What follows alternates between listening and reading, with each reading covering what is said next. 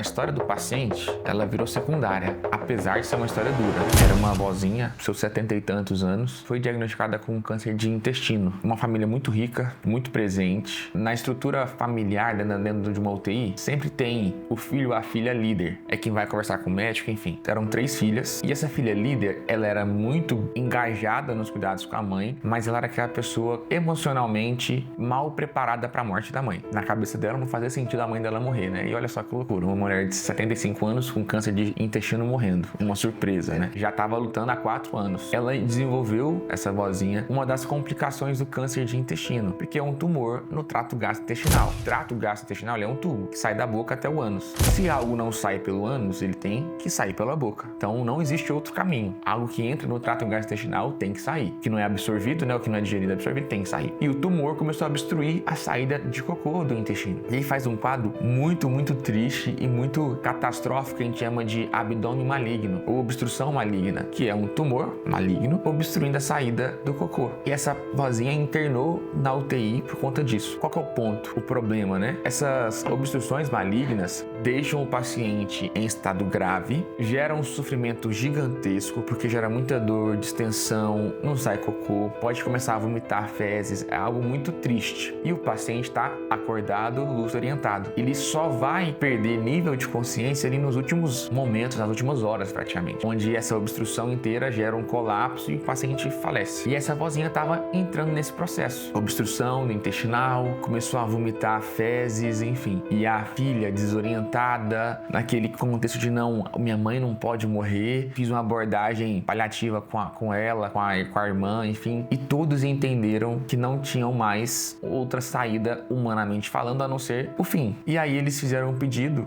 e é o pedido que eu sempre acato. Todo mundo na minha UTI sabe que é pra deixar, até porque eu tenho isso comigo, porque aconteceu com a minha família, né? De, doutor, então a gente pode deixar todo mundo vir aqui despedir da minha mãe? Lógico que pode. E o meu lógico sai de prontidão, porque quando eu tive o meu avô na UTI, nós pedimos isso e recebemos um não. Então é uma das minhas missões, né? Beleza, todo mundo entra, a gente até morbidamente na UTI a gente brinca que é a procissão, né? Todo mundo vai lá, despede e tal, chora. Mas uma pessoa em específico nos marcou muito e a que a gente tinha a menor expectativa de ser marcado foi o netinho dela, o netinho de 14 anos. Inclusive é até proibido entrar menor de idade na UTI, mas a gente abriu a sessão porque o netinho queria muito despedir da vovó. Todo mundo deixou, ele entrou e ele entrou com um papel, uma cartinha. Aí ele começou a ler essa cartinha e talvez essa cartinha foi o maior ensinamento sobre a morte que eu já tive na minha vida, um dos maiores, e que toda a UTI teve, porque foi uma carta escrita por uma criança, um adolescente de 14 anos que tem muito mais maturidade que a própria mãe, que estava ali do lado vendo toda a cena e participando de todo o processo de doença da própria mãe. Então a mãe do garotinho tinha menos consciência sobre a morte do que um garotinho de 14 anos. Esse garotinho começou a ler essa carta. Lógico, era uma carta de uma criança. Ele falava que ele amava muito a avó, que ela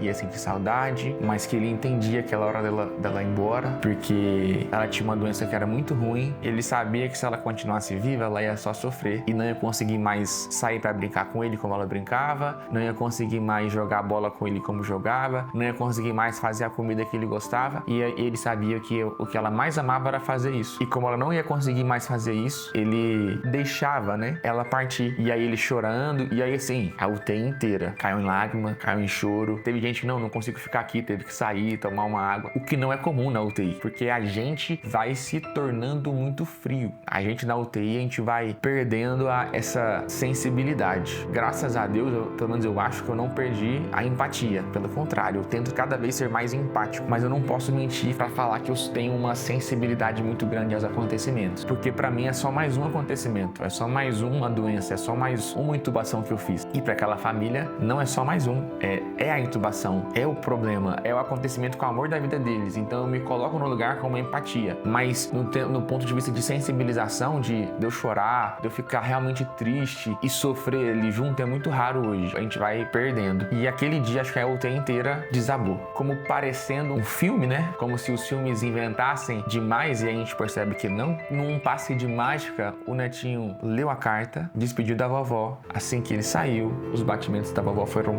reduzindo, o monitor foi parando de conseguir pegar os sinais vitais e ela faleceu. E assim, como se fosse um combinado entre a avó e o neto, ela esperou o neto despedir e entender que ela tinha que partir. Ela usou o neto para ensinar a filha que ela tinha que entender que a morte é uma coisa que iria acontecer, até porque ela era muito lúcida quanto a isso. Aquele combinado ensinaram a família inteira de que eles tinham que deixar a avó deles, né, a esposa, a mãe, ir, porque aquela doença já não era mais tratável e a condição de vida dela era uma condição de vida indigna e que a morte e acolher ela seria a melhor das opções. Essa foi tensa.